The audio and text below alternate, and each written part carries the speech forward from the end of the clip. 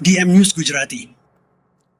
ધાનેરામાં four way રસ્તાનું કામ અભરાઈએ ચડ્યાની આશંકા જતા લોકોમાં આક્રોશ અને જનપ્રતિનિધિઓને એક મંચ પર લાવી મોટા આંદોલનનો તખ્તો તૈયાર। ધાનેરામાં ફોરવે રસ્તાનું કામ અભરાઈ ચડ્યાની આશંકા જતા લોકોમાં આક્રોશ અને જનપ્રતિનિધિને એક મંચ પર લાવી મોટા આંદોલનનો તખ્તો તૈયાર।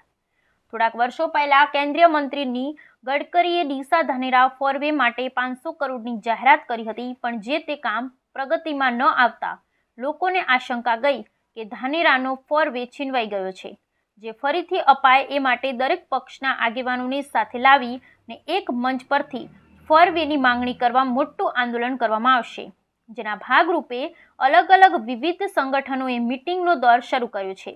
તેમજ જૂનો પુલની જગ્યાએ નવીન પુલની પણ માંગણીને સ્થાન આપવામાં આવ્યું છે, જે તમામ માંગણી સાથે ધાનેરામાં એક ઉગ્ર આંદોલનના ભણકાર વાગી રહ્યા છે। Bureau report Bajubhai Vankar, Dhanera. ધાનેરાના જે રોડના જે પાણીનો જે મેઇન પ્રશ્ન જે પાણીનો છે, અને વારંવાર અમારા જે વિપક્ષના ધારાસભ્ય નથાભાઈ કે જેકે સાહેબ વારંવાર રજૂઆત કરવામાં આવી હતી, પણ કોઈ સાંભળવામાં આવતું નથી। જ્યારે કોઈ પ્રશ્ન લઈને આવે નીકળે બહાર તો બસ કે થઈ જશે, કાગળ ઉપર બતાવે। રોડ હાઈવે ફાળવે તો 500 કરોડની જાહેરાત થઈ હતી, પણ એ હજી સુધી એનું કોઈ થયું નથી। જે નેશનલ હાઈવે છે એના ઉપર ખાડા પડી ગયા, વારંવાર અકસ્માત થાય છે, પણ એનો કોઈ ટીકડા મારે બધા રહેવા દે છે। જ્યારે અમે હવે એના લીધે હવે અમે વિપક્ષ અને અમે જે કોંગ્રેસના દરેક અમારા આગેવાન બધા અમે રોડ રસ્તા ઉપર ઉતરશું અને એના માટે પૂરો આગળ આંદોલન કરવું પડશે, કરશું અને વિરોધ કરશું કે ભાઈ આ પ્રશ્ન હવે પ્રજા માટે છે, તો પ્રજાને તમે કેમ એનો ન્યાય નથી આપતા। તો એના માટે અમે કોંગ્રેસ એના વાતે ઉતરશે। થોડા સમય પહેલા કેન્દ્રીય પરિવહન મંત્રી નીતિન ગડકરીજીએ ધાનેરા અને ડીસા વચ્ચે 4 લેન હાઈવે માટે 500 કરોડ રૂપિયા પાસ કર્યા હતા, પણ તેનું હજી સુધી કામ ચાલુ નથી થયું, રસ્તો નથી બન્યો, અને હમણાં નવો રસ્તો મહેસાણાથી ડીસા થઈ અને થરાદ આપી દીધો છે। મારે સરકારને સવાલ પૂછવો છે કે અમારો આ 500 કરોડ રૂપિયાનો રોડ કોણ ખાઈ ગયું? અને આ સવાલ માત્ર સરકારને જ નહીં, ધાનેરા તાલુકાના દરેક પક્ષ પાર્ટીના નેતાઓને, દરેક સત્તા પક્ષના, વિપક્ષના અને અપક્ષમાં જીતેલા ધારાસભ્યને પણ પૂછવું છે કે તમે પ્રજાના હક માટે કેમ આમ નિરાશ થઈને બેઠા છો? તમને પ્રજાએ ચૂંટી મત આપીને આગળ મોકલ્યા છે, પણ તમે પ્રજાના હક માટે, પ્રજાના પ્રશ્નો માટે કેમ આગળ નથી આવતા? ધાનેરા તાલુકાને પાણી, રોડ, રસ્તા, GIDC દરેક મુદ્દે અન્યાય થઈ રહ્યો છે, છતાં ધાનેરા તાલુકાના દરેક નેતા પક્ષ પાર્ટીના શાંત બેઠા છે। હવે સમય આવી ગયો છે, પ્રજા જાગૃત થશે, અને પ્રજા જો રોડ ઉપર આવી અને સત્તા સામે પ્રજાએ આંખ લાલ કરી તો ભલભલી સત્તાઓએ રોડ નાપવો પડે છે। તમે અમારો રોડ લઈ લીધો છે, અમે તમને રોડ પર લાવી દઈશું, એ યાદ રાખજો। જય હિન્દ, જય ભારત। બનાસકાંઠામાં ગ્રામ પંચાયતમાં ફરજ બજાવતા કોમ્પ્યુટર ઓપરેટરોને 15મા નાણાં પંચનું મહેતાણું ન ચૂકવાતા ડીડીઓને રજૂઆત કરી। બનાસકાંઠામાં ગ્રામ પંચાયતમાં ફરજ બજાવતા કોમ્પ્યુટર ઓપરેટરોએ 15મા નાણાં પંચના મહેતાણું ના ચૂકવતા ડીડીઓને રજૂઆત કરી। સરકારના 2022ના પરિપત્રનો બનાસકાંઠામાં અમલ ન થતો હોવાના વીસી મંડળનો આક્ષેપ। અનેકવારની રજૂઆત કરવા છતાં વીસીઈને નથી ચૂકવાયું મહેતાણું। સરકારે 15મા નાણાં પંચના 10% મહેતાણું ચૂકવવા કર્યું છે આદેશ। બનાસકાંઠા વીસી મંડળ દ્વારા જિલ્લા પંચાયત ખાતે ડીડીઓને કરી રજૂઆત। રજૂઆત અમારી એટલી જ છે કે અમે બનાસકાંઠા જિલ્લા વીસી મંડળ આખું આજે આવ્યું છે, અને એમાં અમારે જે વીસીને કોઈ પગાર હોતો નથી, પરંતુ સરકારશ્રીએ 19/5/2022ના દિવસે અમને વીસીને થોડું ઘણું મહેનતાણું થાય એ માટે ગુજરાત સરકારમાંથી જે નાણાં પંચની ગ્રાન્ટ આવે છે, 15મા નાણાં પંચની ગ્રાન્ટ, અને એ ગ્રાન્ટમાંથી 10% રકમ જે વીસી માટે ફાળવાય અને વીસીને એનામાંથી દર મહિને 2000 રૂપિયા મહેનતાણું ચૂકવાય, એ માટે સરકારશ્રીએ પરિપત્ર કરી દીધો છે 2022માં। ત્યાર પછી અમે બનાસકાંઠા જિલ્લા મંડળ વતી લગભગ ઘણી વખત રજૂઆત કરી છે, અને જિલ્લામાંથી પણ આપણા ડીડીઓ સાહેબે દરેક તાલુકા અધિકારીઓને આ બાબતે મહેનતાણું ચૂકવવા માટે હુકમ કરી દીધો છે। તેમ છતાં આજ દિન સુધી અમને 1 પણ રૂપિયો હજી ચૂકવવાનો નથી। એ માટે અમે 6ઠ્ઠા મહિનાની અંદર ડીડીઓ સાહેબને લેખિત રજૂઆત આપી હતી। એની અંદર ડીડીઓ સાહેબના 4 પરિપત્રો કરેલા હતા, એ પણ અમે જોડ્યા હતા, અને એમાંથી આજ દિન સુધી હજી એમાં પણ અમને કોઈ ન્યાય મળ્યો નથી। એટલે આજે અમે જે એમને રજૂઆત કરી છે. એનું ઉઘરાણ માટે અમે આજે આવ્યા છીએ જિલ્લા પંચાયતમાં. રામસિંહ સોલંકી, બનાસકાંઠા જિલ્લા વિષય મંડળ પ્રમુખ. ડીસાના બોપાનગર રોડ પર ગંભીર અકસ્માત સર્જાયો, 2 યુવકોના મોત નિપજતા અરેરાટી પ્રસરી. બોપાનગર રોડ પર ગંભીર અકસ્માત સર્જાતા 2 યુવકોના મોત નિપજતા અરેરાટી પ્રસરી. પિકઅપ ડાલા ચાલકે ગફલત ભરી ડ્રાઇવિંગ કરી સર્જ્યો અકસ્માત. એક ગાયનું પણ મોત નિપજતા ચકચાર મચી જવા પામી.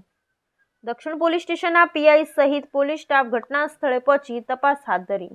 દુષ્કર્મના આરોપીને થરાદ કોર્ટે 20 વર્ષની સજા અને ₹25,000નો દંડ ફટકાર્યો.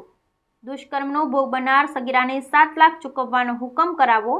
19 જાન્યુઆરી 2022માં શખ્સે 15 વર્ષની સગીરા સાથે દુષ્કર્મ ગુજાર્યું હતું, જેને લઈ થરાદ કોર્ટ દ્વારા હુકમ કરવામાં આવ્યો.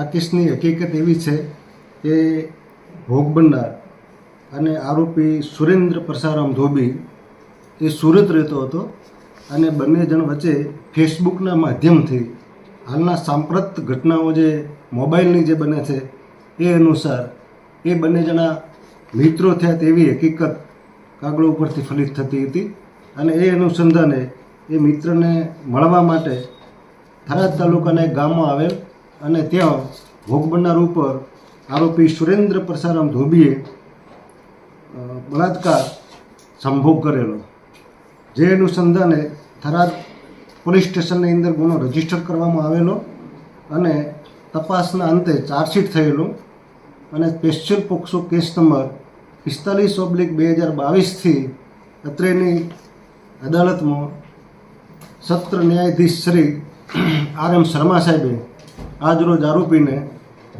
પોક્સોની સેક્શનો મુજબ તકસીરવાર ઠેરવી 20 વર્ષની સખત કેદની સજા અને ₹25,000નો દંડ ફરમાવેલ છે અને 7 લાખનું વળતર ભોગ બનનારને ચૂકવવા માટેનો હુકમ કરેલ છે.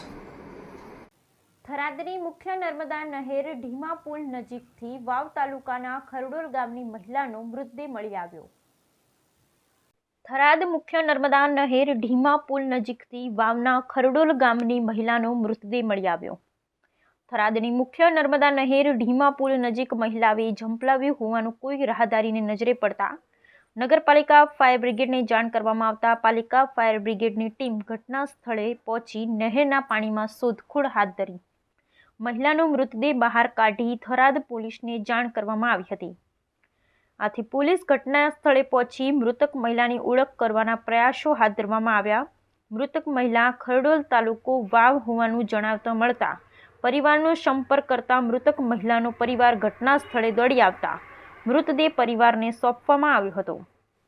ધાનેરામાં આવેલ જનની ગાયનેક હોસ્પિટલના ડોક્ટર મહેશભાઈ માળીએ એક મહિલાના ગર્ભાશયની કોથળીમાંથી 10 ગાંઠો નીકાળી સફળ ઓપરેશન કર્યું. ધાનેરામાં આવેલ જનની ગાયનેક હોસ્પિટલના ડોક્ટર મહેશભાઈ માળીએ એક મહિલા ગર્ભાશયની કોથળીમાંથી 10 ગાંઠો નીકાળી સફળ ઓપરેશન કર્યું. ધાનેરા તાલુકાના અનાપુરગઢ ગામની એક મહિલા ઉંમર 50 વર્ષ, તેમના ગર્ભાશય કોથળીમાં 10થી વધારે ગાંઠો હતી તેમજ વધુ પ્રમાણમાં ખૂન પડતું હતું. આ બહેન છેલ્લા 2 વર્ષથી અલગ અલગ હોસ્પિટલમાં દવા કરાવેલ, પરંતુ તેમનું ગાંઠ તેમજ કોથળીનું ઓપરેશન જનની ગાયનેક હોસ્પિટલના ડોક્ટર મહેશભાઈ માળી દ્વારા કરવામાં આવ્યું અને 10 ગાંઠો બહાર નીકાળી સફળ ઓપરેશન કરવામાં આવ્યું. ઝાલાવાડ રંગાશે દેશભક્તિના રંગે, મારે આંગણે મારો તિરંગો. સુરેન્દ્રનગર જિલ્લામાં હર ઘર તિરંગા અભિયાનની ઉજવણી અન્વયે જિલ્લા કલેક્ટર કેસી સંપટના અધ્યક્ષસ્થાને બેઠક યોજાઈ. તિરંગાના સન્માનમાં દરેક નાગરિકને સહભાગી થવા અનુરોધ કરતા જિલ્લા કલેક્ટર કેસી સંપટ સમગ્ર જિલ્લામાં 8 ઓગસ્ટથી 13 ઓગસ્ટ દરમિયાન યોજાશે હર ઘર તિરંગા અભિયાન અને તિરંગા યાત્રા. જિલ્લાની તમામ સરકારી કચેરીઓને રોશનીથી શણગારી રાષ્ટ્રધ્વજ લહેરાવાશે. આઝાદીની ઉજવણી યાદગાર બનાવવા તેમજ નાગરિકોમાં રાષ્ટ્રધ્વજ અને દેશ માટે ગર્વની ભાવના પ્રબળ બને તે હેતુસર સુરેન્દ્રનગર જિલ્લામાં તારીખ 8 થી 13 ઓગસ્ટ દરમિયાન હર ઘર તિરંગા અભિયાન અને તિરંગા યાત્રા યોજાશે, જેના ભાગરૂપે આગામી તારીખ 10 ઓગસ્ટના રોજ હર ઘર તિરંગાના આયોજન અન્વયે જિલ્લા કલેક્ટર કેસી સંપટના અધ્યક્ષસ્થાને કલેક્ટર કચેરી સભાખંડ ખાતે બેઠક યોજાઈ હતી. આ બેઠકમાં કલેક્ટર કેસી સંપટે હર ઘર તિરંગા અભિયાનને વધુ વેગવાન બનાવવા અને તિરંગાના સન્માનમાં દરેક નાગરિક સહભાગી બને તેવું સુદૃઢ આયોજન કરવા પર ભાર મૂક્યો. તેમજ તારીખ 8 થી 13 ઓગસ્ટ દરમિયાન યોજાનારી હર ઘર તિરંગા યાત્રા અને હર ઘર તિરંગા અભિયાન અંગે વિસ્તૃત માહિતી રજૂ કરી હતી. આ અભિયાન અંતર્ગત શહેરી વિસ્તાર તથા જિલ્લામાં વિવિધ કાર્યક્રમો યોજાશે. વધુમાં ગ્રામ્ય વિસ્તારો, સરકારી કચેરીઓ, નગરપાલિકો, સહકારી મંડળીઓ, દૂધ ઉત્પાદક મંડળીઓ, ઔદ્યોગિક એકમ, એપીએમસી, ઘર, દુકાન તથા અન્ય વિસ્તારો સહિત વધુમાં વધુ સ્થળોએ રાષ્ટ્રધ્વજનું માન જળવાય તથા પૂરા સન્માન સાથે તિરંગો લહેરાવાય તે પ્રકારે સુચારું આયોજન કરવા સંબંધિત વિભાગના અધિકારીશ્રીઓને સૂચિત કર્યું હતું.